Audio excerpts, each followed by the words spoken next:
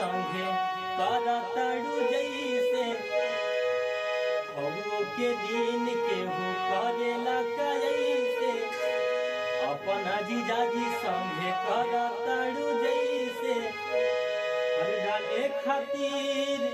बैठल बानी काहे डलवा में लूना हमके बोला के हर जीजा तोहरा मेरा चाहिए लागे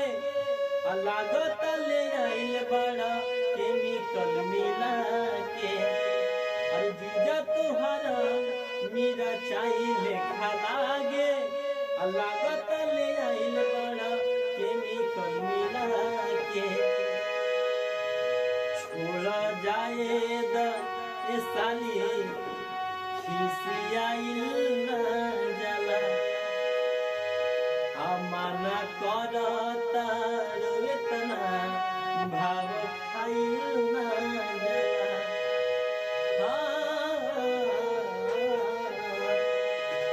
छोड़ा जाए द साली खिसियाइल न जला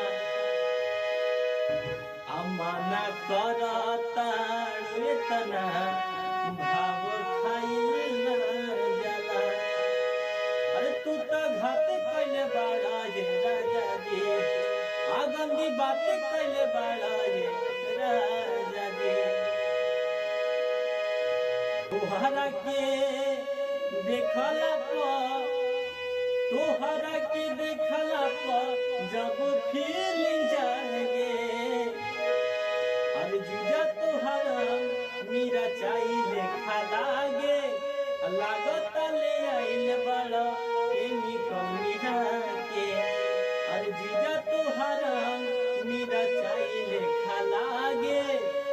लागत ले आइल बड़ा केमिकल मिला के अरे फगुओ के दिन केहू करेला कैसे अपना जीजाजी संगे करतड़ू जैसे खबो के दिन केहू करेला कैसे अपना जीजाजी संगे करतड़ू जैसे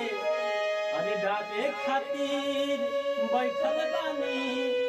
काहे डलवा में लूना हमके बोला के अरे जीजा तोहरा मेरा चाहिए लागे लागत ले जाइल बड़ा केमिकल मिला के अरे जीजा तोहरा मेरा चाहिए लागे लागत ले आइल बड़ा केमिकल मिला के